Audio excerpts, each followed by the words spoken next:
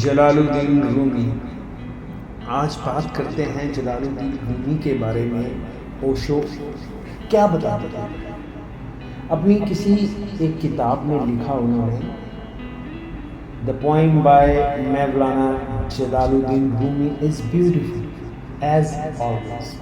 अर्थात Maulana Jalaluddin Rumi की कविता हमेशा की तरह खूबसूरत है। उन्होंने केवल सुंदर शब्द ही बोले। वह सबसे महत्वपूर्ण कवियों में से एक हैं जो रहस्यवादी भी हैं।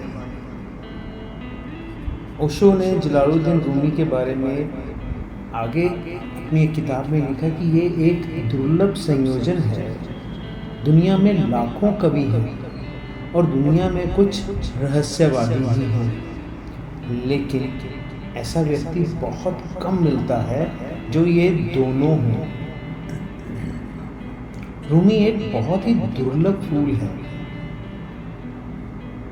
वह जितने महान कवि हैं उतने ही महान रहस्यवादी भी हैं। अतः उनकी कविता केवल कविता नहीं है, शब्दों का सुंदर संयोजन मात्र भी नहीं है। इसमें बहुत सारे अर्थ हैं और ये परम सत्य की ओर इशारा करता है। ये मनोरंजन नहीं, ज्ञानोदय है। माने ओशो ने इनकी कविताओं को काफ़ी सराहा है। जलालुद्दीन रूमी की कविताएं जो हैं बड़ी रहस्यवादी रही हैं ओशो की नज़र में, क्योंकि जो शब्द, जिस भाषा का प्रयोग जलालुद्दीन रूमी ने किया वो समझने की ज़रूरत है। स्पष्ट शब्दों में ओशो ने ये कहा है कि आप अगर जलालुद्दीन रूमी की कविताएं पढ़ें तो उसे गहराई से समझें। कितनी गहराई से? जितनी गहराई से आप ये वर्ड समझते हैं ओशो। बहुत गहरा समंदर जहाँ बहुत शांत है और वहाँ शांति भी है। ठीक उसी प्रकार ओशो ने जलालुद्दीन रूमी की कविताओं में उनके द्वारा चुने गए शब्दों के बारे में बोला। ये सब लिखा ओशो ने अपनी एक किताब जिसका शीर्षक है द हिडन स्प्लेंडर, उसके अध्याय 7 में ये लिखा है, जो मैं आपके साथ अभी अनुभव शेयर कर रहा हूँ। मेवाला, उनका पूरा नाम है मौलाना जलालुद्दीन रूमी। वो एक सूफी फकीर रहे हैं। उन्होंने बस चक्कर लगाने को ही अपनी एकमात्र विधि बना लिया था। उनके अनुयायियों को चक्रधार दरवेश कहा जाता है। घंटों घूमते रहते। ये कोई आसान काम नहीं है कि घूमते ही रहना। कहीं पढ़ा था मैंने ओशो की ही एक किताब में, उन्होंने लिखा था कि जलालुद्दीन रूमी 36 घंटे तक लगातार चक्कर लगाते रहे और वे प्रबुद्ध हो गए, क्योंकि चक्कर में ही वो खो गए थे। केवल चक्कर लगाना ही शेष रह गया, अंदर कोई नहीं था। एक सन्नाटा, एक खालीपन, शून्य, एक सन्नाटा। जलालुद्दीन रूमी इसीलिए महान गिने गए क्योंकि वो एक रहस्यवादी फकीर रहे हैं। ये सब ओशो की एक किताब जिसका शीर्षक है जोशु द लॉयंस रॉयर, उसके 7वें अध्याय में काफ़ी गहराई से इन्होंने जलालुद्दीन रूमी के बारे में लिखा है। उनकी एक और किताब है जिसमें उन्होंने लिखा कि जलालुद्दीन रूमी आग्रह करते हैं कि याद रखें सब अनाता, सूफी इसे फना कहते हैं, एक गायब हो जाता है और व्यक्ति को इस लुप्त होने के लिए तैयारी करनी चाहिए। व्यक्ति को तैयार रहना चाहिए, ना केवल तैयार बल्कि गहन स्वागत के लिए भी। ये बहुत आनंद लाने वाला है। क्योंकि आपका सारा दुख आपके अहंकार में समाहित है। ये विचार कि मैं हूँ आपकी अज्ञानता है। ओशो कहते हैं कि ये विचार कि मैं हूँ आपके लिए सभी प्रकार की चिंताएं और समस्याएं पैदा करता है। अहंकार नरक है।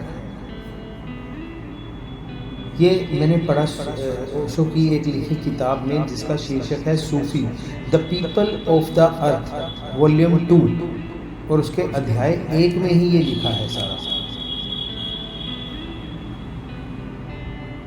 एक और किताब है जिसका मैं जिक्र आपके साथ करने वाला हूँ, उसका नाम है द न्यू डॉन, मतलब एक नई सुबह। उसके 17वें अध्याय में ओशो ने लिखा कि सूफी फकीर जलालुद्दीन रूमी, जिन्हें सूफियों ने सबसे ज़्यादा प्यार किया, वह एकमात्र सूफी फकीर हैं जिन्हें मेवलाना गुरुओं का गुरु कहा जाता है।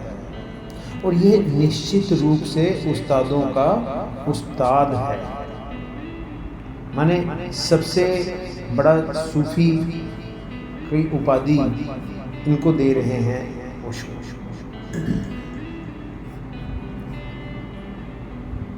ओशो ने अपने प्रवचन में ये भी बोला कि मेवलाना रूमी के शब्द बेहद महत्वपूर्ण हैं। ऐसे बहुत कम लोग हुए हैं जिन्होंने जलालुद्दीन रूमी जितने हृदयों को प्रभावित और परिवर्तित किया हो। ओशो कभी कहीं ना कहीं उनके द्वारा चुने गए शब्दों से बहुत प्रभावित रहे हैं, और इसीलिए उन्होंने इसकी तारीफ अपनी कई किताबों में करी है। मैंने ओशो की एक किताब है जो उसका शीर्षक है ओम शांति शांति ओम। उसका अगर 11वां अध्याय आप पढ़ेंगे तो उसमें कहते हैं कि मेवलाना रूमी ने बहुत सारे लोगों का हृदय परिवर्तन करा, मतलब उनको प्रभावित करा है। इस तरह के संत बहुत कम हुए हैं, या इस तरह के सूफी बहुत कम हुए हैं। ओशो ने उन्हें सूफियों की दुनिया का रूमी सम्राट कहा है कि सूफियों की दुनिया में मेवलाना रूमी सम्राट है। उनके शब्दों को महज शब्द नहीं बल्कि गहरी खामोशियों, अंतरतम के गीतों की प्रतिध्वनि के स्रोत्र के रूप में समझना होगा। अब ये जो बात ओशो ने बोली है, इसको भी समझना होगा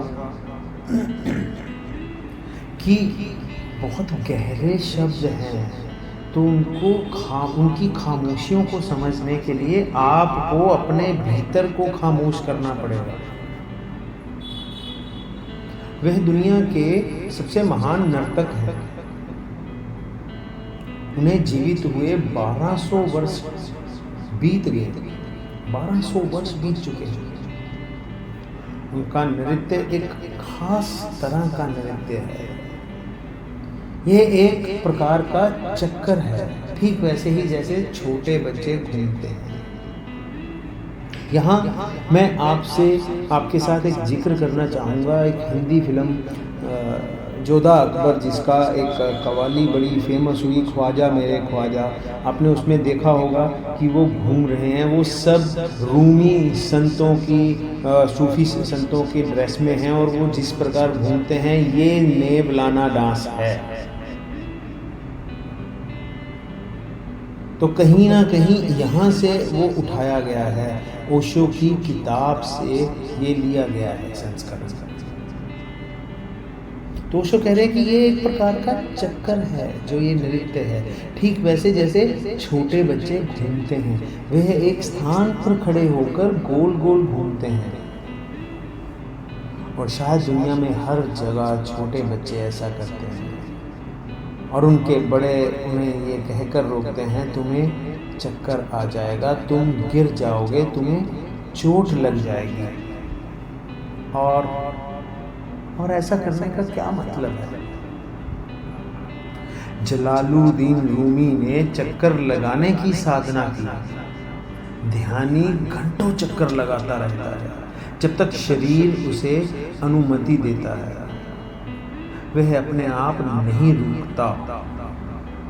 घूमते घूमते एक क्षण ऐसा आता है कि वे स्वयं को पूर्णतया शांत और मौन चक्रवात का केंद्र देखता है।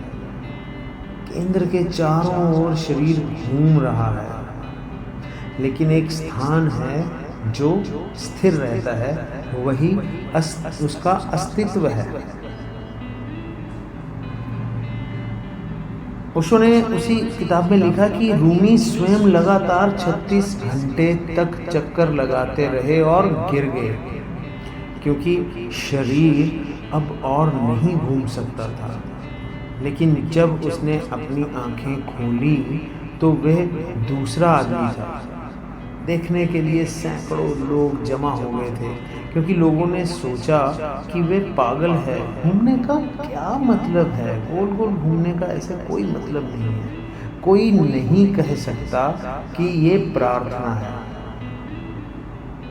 और कोई ये भी नहीं कह सकता कि ये एक महान नृत्य है। कोई भी किसी भी तरह से ये नहीं कह सकता कि इसका धर्म आध्यात्म से कोई लेना देना है। लेकिन 36 घंटों के बाद जब उन्होंने रूमी को इतना चमकदार, इतना दीप्तिमान, इतना नया, इतना ताजा पुनर्जन्म, एक नई चेतना में देखा, तो उन्हें अपनी आंखों पर विश्वास नहीं हुआ। सैकड़ों लोग पश्चाताप में रोने लगे, क्योंकि उन्होंने सोचा था कि वह पागल है। वास्तव में वह समझदार था, और पागल तो ये लोग थे। और इन 12 शताब्दियों से ये धारा जीवित बनी हुई है। आध्यात्मिक विकास के ऐसे बहुत कम आंदोलन हैं जो लगातार इतने लंबे समय तक जीवित रहे हैं। वहाँ अभी भी सैकड़ों दरवेश हैं। दरवेश संन्यास के लिए एक सूफी शब्द है। आप इस पर तब तक विश्वास नहीं कर सकते जब तक आपको ये अनुभव ना हो कि केवल चक्कर लगाने से ही आप स्वयं को जान सकते हैं। किसी तपस्या की आवश्यकता नहीं है, किसी आत्म यातना की आवश्यकता नहीं है, बल्कि बस अपने अंतरतम